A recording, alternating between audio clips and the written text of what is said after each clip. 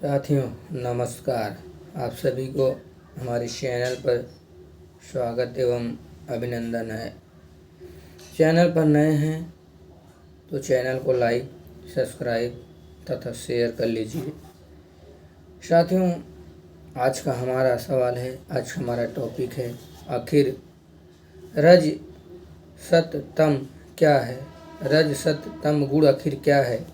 क्या ये गुण हैं या ये तीनों ब्रह्मा विष्णु महेश देव हैं?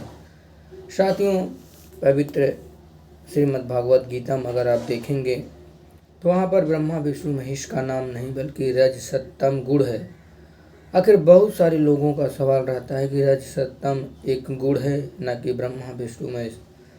पहले आपको स्पष्ट कर दूं, गीता अध्याय 14 के श्लोक 3, 4, 5 में स्पष्ट लिखा है, ब्रह्म स्वयं कह रहा है कि मैं ब्रह्म मूल प्रकृति यानी दुर्गा और रज सत्तम मुझ ब्रह्म, मैं ब्रह्म और मेरी पत्नी दुर्गा और दुर्गा से उत्पन्न रज सत्तम गुण, ये तीनों हुई अविनाशी जीव को शरीर में बांधते थे। यहाँ पे आया साथियों रज सत्तम। गीता अध्याय 7 के श्लोक 14-15 में भी है कि त्रिगुणमयी माया के द्वारा जिनकी बुद्धि हरी जा चुकी, राक्षस स्वभाव को धारण किए हुए दूषित कर्म करने वाले लोग ये मूढ़ है, ये मेरे को भी नहीं बचते। साथियों, श्रीमद् भागवत गीता में ये 2 जगह आया है रज सत्तम गुण। अगर आप यहाँ पे देखेंगे, इसके जो अनुवादक हैं उन्होंने भी रज सत्तम का अनुवाद नहीं किया, ज्यों का त्यों रख दिया। इससे स्पष्ट हुआ कि लेखक को भी रज सत्तम गुण का शाब्दिक अर्थ या वास्तविक अर्थ नहीं पता है। साथियों, आपका भी सवाल होगा कि आखिर ये रज सत्तम गुण है या ये ब्रह्मा विष्णु में से? साथियों, मार्कंडेय पुराण में स्पष्ट लिखा है कि स्वयंभू प्रभु अपने आप को 3 रूपों में विभक्त करता है। रजगुण ब्रह्मा जी, सदगुण विष्णु जी, तमगुण शिव जी, और यही 3 गुण हैं और यही 3 देव हैं।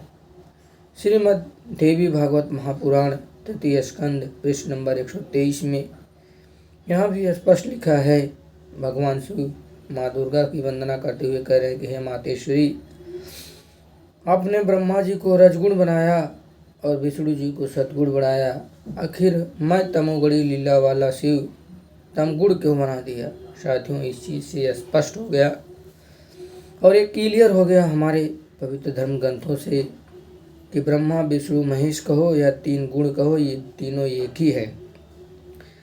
आइए इसका शाब्दिक अर्थ भी समझ लेते हैं। रज का मतलब होता है कि सृष्टि चलना, यानी कि स्त्री पुरुष जब संबंध करते हैं, रज करते हैं, तब संतान उत्पत्ति होती है। और ब्रह्मा जी का काम भी है सृष्टि का उत्पत्ति करना, से सृष्टि चलाना। तो ये स्पष्ट हो गया, इसी गुण से, रजगुण से ब्रह्मा जी के द्वारा ही ये सृष्टि उत्पत्ति की जा रही है। अर्थात साथियों, आपको ये स्पष्ट क्लियर करा दूं कि ये जो रज गुण है ये इतनी भयानक गुण है, जब इंसान के ऊपर इसकी प्रवृत्ति होती है तो इंसान अपना आत्म संयम खो देता है। इंसान ही नहीं, जानवर, इस पृथ्वी पर जितने भी जीव चराचर हैं, सब में ये काम भावना और सब में ये सेक्स है। ये रजगुण के द्वारा अर्थात ब्रह्मा के द्वारा होता है। आज आप देखिए, छोटी छोटी बच्चियों के साथ 4-4, 5-5 लोग मिलकर, किसी स्त्री के साथ 5-5 लोग मिलकर संबंध बनाते हैं। आखिर क्यों बनाते हैं? क्या उनको इतना भी ज्ञान नहीं कि एक के साथ 3, 4, 5? साथियों, ये रजगुण का प्रभाव है।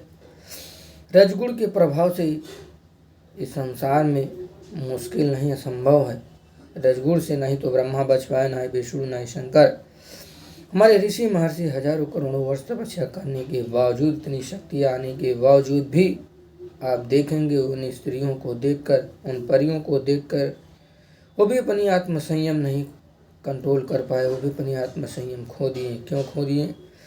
क्योंकि ये रजगुण की ताकत है जो इंसान को मजबूर बना देती है, इंसान को असहनीय कंट्रोल से बाहर कर देता है। जहाँ इंसान अपनी बुद्धि का सोच विचार नहीं करके उस गुण से प्रभावित होकर ऐसा गलत काम करता है। साथियों, यह है रजगुण। ठीक इसी प्रकार है सद्गुण। सद्गुण का मतलब होता है मोह माया, एक दूसरे में रिलेशन, एक दूसरे में आपसी संबंध। साथियों, आप देखिए आज संसार में सब अपने धन दौलत, अपने बेटे पुत्री बीवी के लिए सब कुछ लगे हैं। यहाँ तक कि मनुष्य जीवन मोक्ष को भूल कर भी लोग माया मोह धन दौलत रुपया मान सम्मान आदि में लगे हैं दिन रात। साथियों, विष्णु जी के द्वारा होती।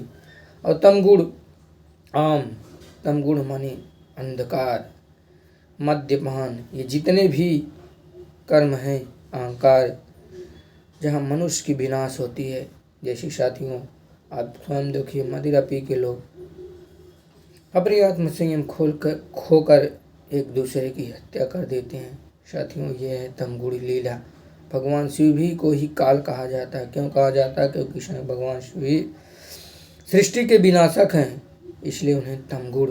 साथियों, ये स्पष्ट हो गया कि चाहे आप ब्रह्मा विष्णु महेश कहो, चाहे रजस तम गुण कहो, ये सब एक ही है।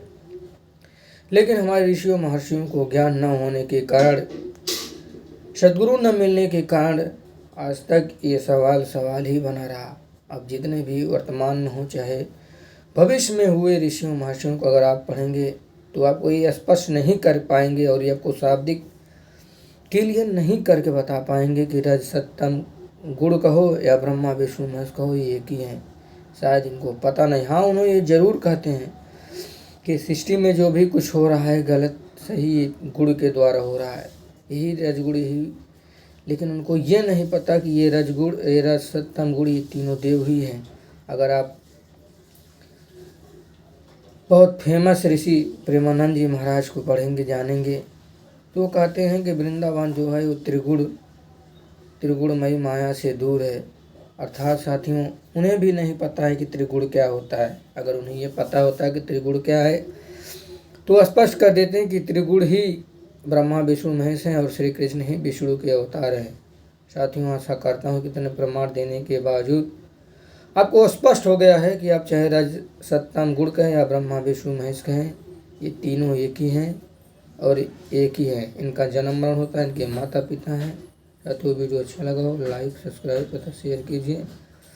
मिलते हैं किसी और वीडियो में, तब तक के लिए राम राम सत साई।